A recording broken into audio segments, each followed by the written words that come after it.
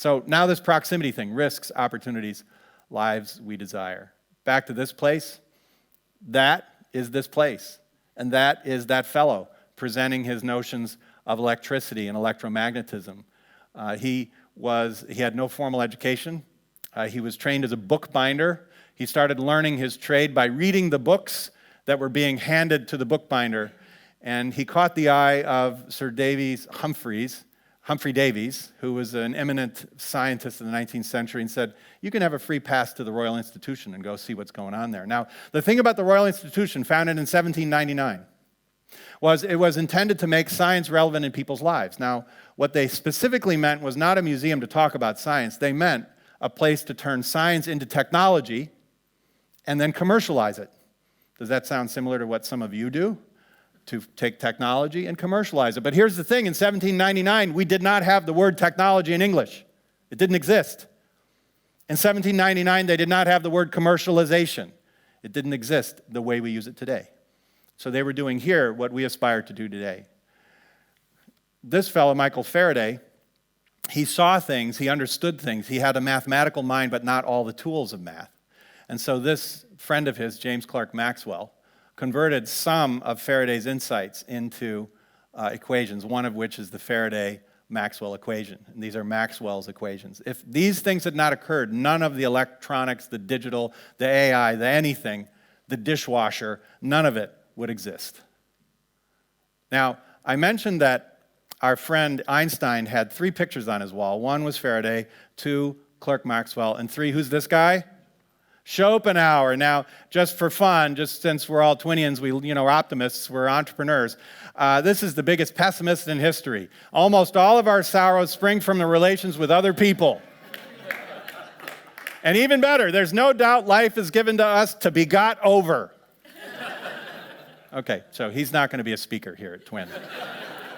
So a big thanks to all of our sponsors, Discover, Willis Towers Watson, WTW, Random Good, Open Innovation Lab of Norway, our partners, Marketing for Wellness, and How To Academy. It was John Gordon from How To Academy who said, you should have it at the Royal Institution. And as soon as I heard Royal Institution, I said, yes, we should have it at the Royal Institution. So a 14-minute version of this notion of proximity. We've all been paying attention for some time to digital technologies. And I'm including in this things like rooftop solar and 3D printing. These are digitally enabled or purely digital technologies like AI, Internet of Things, data analytics, et cetera. And we've all been looking at how they relate to our industries, our companies, great. But I wondered about 2014 or so, there must be some common underlying dynamics they drive in the economy to give us some insight as to where the world might be going. And what we discovered through this process was something quite obvious, which is digital allows us to compress capabilities in smaller and smaller packages, whether those are physical packages like 3D printing or conceptual packages like an app on your cell phone, and distribute them all over the economy, ever closer to each moment in time and space, ever closer to each potential moment of need or desire. And therefore, this is the punchline, digital technologies push the production and provision of value ever closer to the moment of actual demand in time and space. Now note, I'm not just saying better supply chain management. I literally mean setting up technology platforms, business models to push the production and provision of products, services, and experiences, value, closer to the moment where there's an actual customer ready to pay for it. Do not make that product. Do not prepare that service. Do nothing until there's actually someone there to use it, to pay for it. Think how that dramatically changes all of the math. Amazon got a patent in 2013 for anticipatory shipping, knowing through your behaviors what you're going to buy before you buy it. So they keep seeing that Stuart keeps looking at that fishing rod his wife told him not to buy, but they know Stuart's going to buy that fishing rod.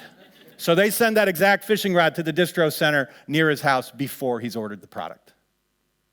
This is not demand planning, well, we think we're going to need 144 fishing rods in the distro center because there's going to be a lot of demand this season. This is that exact fishing rod to the distro center near his house before he's ordered it. Now, this proximity notion, not the word he uses, but this proximity notion is the notion that's been driving Jeff Bezos and Amazon since the very beginning. We all know this. ChatGPT, talk about proximity. I need an article. My students need an article. That's another discussion we can have another time.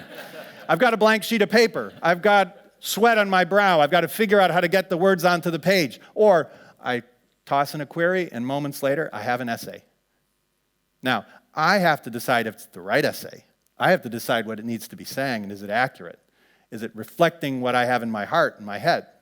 But nonetheless, at the moment of demand, it is created and provided, like manna from heaven, or maybe from the other direction. Today, we have a global supply chain optimized for scale manufacturing at a distance. The larger my plant, the lower my costs. Not always true, but for the most part. Over the next 20 years, this model will be ripped apart. Now, understand what I'm not saying. In 20 years, there will still be huge plants in China and Mexico, US, Germany, Japan. Of course, there will still be some huge plants where it makes economic sense. But we'll also have mid-sized, smaller footprint plants closer to demand. It's already happening with reshoring, deglobalization, another topic for another time. We'll have small production capabilities in neighborhoods and urban areas, and eventually on your counter at home. Here's something, a thought experiment. Think about how hard it is to buy one matching metal fork. It turns out it's really hard to buy one matching metal fork. How do we do it? Well, somebody in Western Australia mines iron ore. They put it on a ship. They send it to Southeast China. They melt it down. They alloy it. They send it to another plant. They make 12 matching forks. They put them into a box, onto a pallet, slide it onto a ship across the Pacific Ocean or the Indian Ocean, depending on where you are, onto the coast, into a train, into a truck. I go to a store, and I buy 12 matching forks. Today, it is technologically trivial to download a design file, push a button, and print one matching fork to exact order. And I'll tell you, the fork that Brian Collins wants is very different than the fork that all of you are going to want. And Brian Collins, you're going to hear from later, is going to want a really crazy fork. And he'll be able to have that crazy fork. Yes, isn't it, Brian? So I had the privilege in December to visit Sharjah, the Sharjah Entrepreneurship Center, thanks to John Gordon and Najla, who will also be here later on to talk with us about Dubai. And during that trip, I visited Bustanica, a partnership between Emirates Airlines and Crop One. And this is the largest vertical farm in operation anywhere in the world right now. I tried some of the leafy greens and some of the herbs, and they were phenomenal. As good, not an exaggeration, as good as anything you'd get at a farmer's market in France. And that's a high bar. But here's the punchline. I went to my flight the next morning on Emirates Airlines, and the lettuce in my salad was from that plant. Think about how different the math is. I grow my lettuce in North Africa somewhere, I put it on a ship, I send it to Dubai, it sits in a warehouse, I put it in the salad, and then I crunch through on my flight. Or they pick it, and the next morning, I consume it. Proximity. The only thing holding distributed agriculture back, by the way, is the cost and sustainability of the energy required to do it. Now, some people write it off and say, oh, that's just not sustainable, the energy was... 10 years from now, let's ask Declan Flanagan, maybe 10 years, 20 years, maybe we figure it out. Distributed energy resources, distributed energy generation. The key to distributed agriculture is distributed energy. And as we start to figure out proximity and energy generation, rooftop solar, distributed energy, et cetera, we figure out distributed agriculture. But it's not limited to products. It's also concepts. This is Uncorked. This is a no-code, a leader in the no-code movement. There are other companies as well. Essentially, this is an opportunity for you as a smart business person. You need enterprise-grade software. You sit down in a matter of days or weeks, you've got software that you can use to run your business with no coding required. With no coding required. And compare that to the old model, which is you call your IT department. Everybody loves their IT department. No offense to our IT department friends. And you say, I need some software. They say, what do you need? Then you write a business requirements document. And then you sign that, even though you're not really sure what you're signing. And then they do a technical requirements document, and you're really not sure what you're signing. And that goes off for an RFP. Emmett Keefe knows all about this process, Insight Partners. I learned about a lot of this from Emmett. And then 18 months later, you have the software that you didn't think you wanted, and the IT department says, well, you sign the forms. Now, with the no-code movement, you have platforms where you can sit down with a smart colleague and make software that you can run your business from. And if you're wondering whether this is just for gaming or prototypes, Uncork's clients are insurance companies and banks. and they require enterprise-grade compliant software. This stuff is coming really fast. Now, what's going on? Expectations rise dramatically. When your consumer experience becomes far better, what do you expect of your business-to-business experiences? This is exciting. We break the customization efficiency trade-off. For the first time in history, perhaps since the Industrial Revolution, but for the first time in history, effectively, we will be able to break the trade-off between we can have it personalized, customized to exactly what Dr. Ahmed wants, but it's going to be really expensive, Shafi. Or we can make 1 million copies cheap, and you can have that, and you can compromise because it's cheap. And increasingly, we're not there yet, but it's going to get a lot better really fast. Increasingly, you'll be able to have exactly what you want, where you want it, even though in some cases you didn't even know you wanted it until it arose. And waste declines dramatically. An example I'm going to just whiz by in a second out of thanks to Dr. Jeffrey Ling, a great Twinian who's been with us a few times. He couldn't be here this week. He was in the war zones, a medical doctor from the Army. They kept running out of generic drugs. Now, that's not shocking in a war zone. He had 6 tours of duty. They run out of generic drugs all the time. What's more shocking is in the United States, we have drug shortages, generic drug shortages in hospitals and clinics all over the country every day. He practices medicine in Johns Hopkins, and they run out of generic drugs every day at Johns Hopkins. Now, the way the Army solved the problem is they put the drugs in a flight suit of an F-16 pilot, and they flew it down from Germany to Afghanistan. Now, the Army will solve the problem. We can't do that. But he said, you know what, this is silly. These synthetic drugs are just carbon, hydrogen, and oxygen. For the most part. If I had the right equipment, I could make the drugs right here myself. The punchline is they did. Got a grant from DARPA, worked with MIT, and they have a piece of equipment. You type in 300 doses of atropine, and hours later you've got 300 doses of atropine. 300 doses of ciprofloxacin. 3 hours later, 300 doses of ciprofloxacin. Exactly the same as you'd get at the pharmacy. No difference. Now think about the math. Work back to the supply chain. Today, your government has ciprofloxacin in strategic reserve. Ours does. I know the UK does. I'm sure yours does. I'm sure Israel has a lot, probably more than you need, I would guess, right? Every 3 years, you got to throw it all out. Why? Because it has a expiration date shelf life. This piece of equipment, what's in it? Carbon, hydrogen, and oxygen, raw materials. What is the shelf life of carbon? Forever. Forever. Try and do the economics here and figure out, well, is it better to have something with, or what if we could do that? Completely, utterly different. And imagine what this could do for sustainability. Everybody's been talking about resilience. I love resilience since COVID, but it's not really what they mean.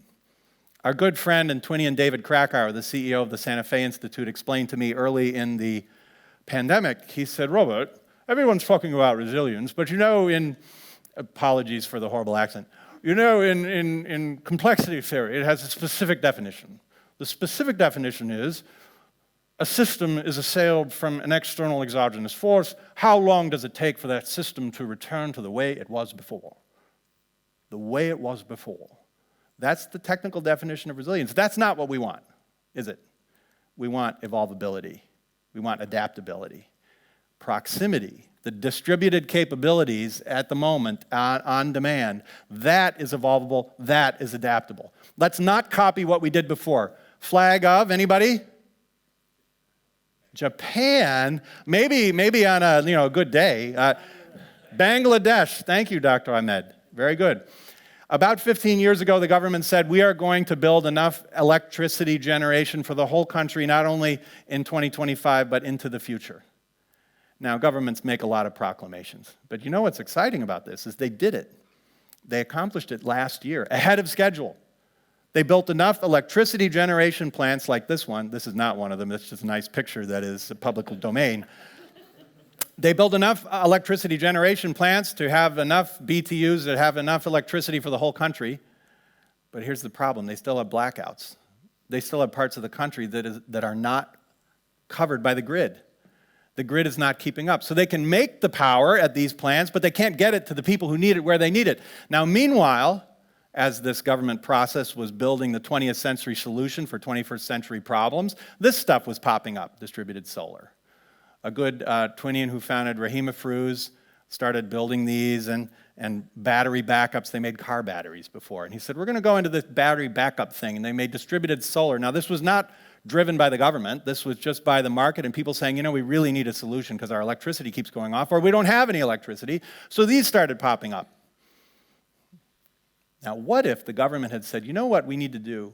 We need to have some big plants producing lots of power, great, but we also need to have distributed energy generation all around the country.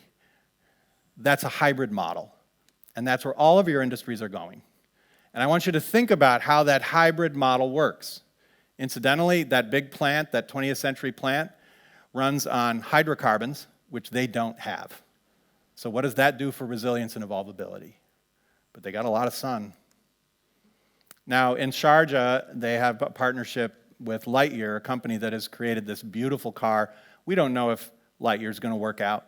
They had to go through a bankruptcy proceeding, but they're emerging from that. Somebody's going to figure this out. This was an idea that my daughter had at the dinner table about 3 years ago. She said, well, why do you have to plug it in? Just put solar panels on the top of the car. That's brutal simplicity. That's how problems are solved. Now, of course, any good engineer will tell you, well, that's not possible now because our conversion rate of the blah, blah, blah and our sun, and it's not enough. Well, what about 5 years from now? What about 10 years from now? How might this amplify our ability, our range of the vehicle? It's coming. That's proximity. Every one of these examples. And there is the good Dr. Jeffrey Ling. If you get a chance, if you haven't seen it, watch the video from him, Twin Global 2018. He's a force of nature. Who is this? Computer. Tea, Earl Grey, hot. Who is this? Anybody? Jean-Luc Picard. Excellent, merci beaucoup. Jean-Luc Picard on Star Trek: The Next Generation. Does it strike anyone as odd that, first of all, he has to say computer? In the 24th century, it's a computer. Don't you think the computer would be like, oh, here comes Jean-Luc? And then he has to tell him every time, tea, Earl Grey, hot. What is this? Like a 19th century turn the crank, listen to the music? Come on. No, he'll walk in there. He won't even have to walk into the room. That's another conversation. But the computer will not only know tea, Earl Grey, hot, but it'll know, you know what? Picard doesn't really want that right now. Picard needs a shot of vodka. Because the computer will know us. It will exploit us. It will enable us. What happens when we can have anything, anywhere, anytime? What happens to us as human beings? What happens to us as societies? What happens when those benefits are not distributed around the world? And what do we do about it? The risks, the opportunities, the lives we desire. Desire will come back again multiple times in the next day and a half. We're taking you through a journey, which ends tomorrow at 1 o'clock in this room, and I'm eager to hear what you have heard and what you have felt as a result of this journey. The question I'd like you to think about, is the question for all of us the rest of this century, is in a world where technology can increasingly do anything, and as you've seen with ChatGPT, I'm actually serious, do anything that's coming. What should we do, and why? This is the question we must answer every day for the rest of this century. What should we do, and why?